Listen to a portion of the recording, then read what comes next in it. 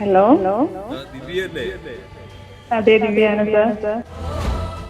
നിങ്ങൾ ഉന്നയിച്ച പ്രശ്നം എന്തായി? മുഖ്യമന്ത്രിയുടെ ഈ വിളി കോട്ടൂർ സ്വദേശി ദിവ്യയ്ക്ക് നൽകിയ സന്തോഷം ചെറുതല്ല.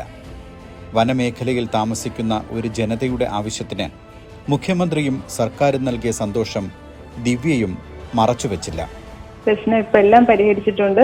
വളരെ സന്തോഷമായി. റോഡ് പണിയായിട്ട് ബന്ധപ്പെട്ടിട്ടായിരുന്നു ഇവിടുത്തെ ബസ് സർവീസ് എല്ലാം നിർത്തിവെച്ചിരുന്നത്. അപ്പൊ ഒരു 1.5-2 വർഷത്തോളമായിട്ട് ബസ് സർവീസ് മുടങ്ങി, കാപ്പുകാട് റോഡ്. അപ്പൊ ഒരുപാട് ബുദ്ധിമുട്ടായിരുന്നു കുട്ടികൾക്കൊക്കെ പോയിട്ട് വരാനൊക്കെ.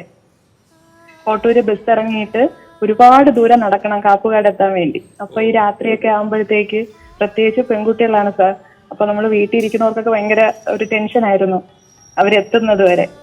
റോഡ് പണി കാരണം നിർത്തിവെച്ച കോട്ടൂർ കാപ്പുകാട് റൂട്ടിലെ വൈകുന്നേരത്തെ ബസ് സർവീസ് പുനരാരംഭിക്കുന്നതിനുള്ള വഴി തേടിയാണ് ദിവ്യ CM with meയിലേക്ക് വിളിച്ചത്.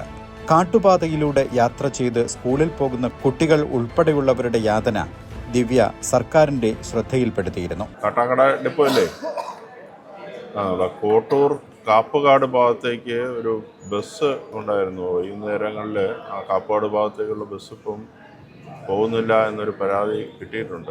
CM with me team KSRTC അധികൃതരുമായി വളരെ വേഗം ചർച്ച ചെയ്ത് പ്രശ്നം പരിഹരിച്ചു. ഡിസംബർ 22 മുതൽ ബസ് സർവീസ് പുനരാരംഭിക്കുകയും ചെയ്തു. ബസ് സർവീസ് വീണ്ടും തുടങ്ങിയത് ദിവ്യയെപ്പോലെ ആ പ്രദേശത്തുള്ളവർക്ക് നൽകിയ ആശ്വാസം ചെറുതല്ല. ആ ആശ്വാസത്തിന് മേലെ സന്തോഷം പകർന്നാണ് മുഖ്യമന്ത്രിയുടെ അന്വേഷണം ദിവ്യയെ തേടിയെത്തിയത്. ഇത് ഒരു പരീക്ഷണാർത്ഥമാണ് CM with meയിൽ വിളിച്ചത്. പക്ഷെ വിളിച്ചിട്ട് ഒരു 4 ദിവസത്തിനുള്ളിൽ തന്നെ പ്രശ്നങ്ങളെല്ലാം പരിഹരിച്ചിട്ട് അവർ ഡിപ്പോയായിട്ട് ബന്ധപ്പെട്ടു. അപ്പൊ ആ മെസ്സേജുകളെല്ലാം എനിക്ക് പാസ് ചെയ്യുന്നുണ്ടായിരുന്നു. വളരെ സന്തോഷമുണ്ട് സാർ, വളരെ സന്തോഷം. CM with me citizen connecting centre ഒരു ഉറപ്പാണ്. മുഖ്യമന്ത്രി നിങ്ങളോടൊപ്പം ഉണ്ടെന്ന ഉറപ്പ്.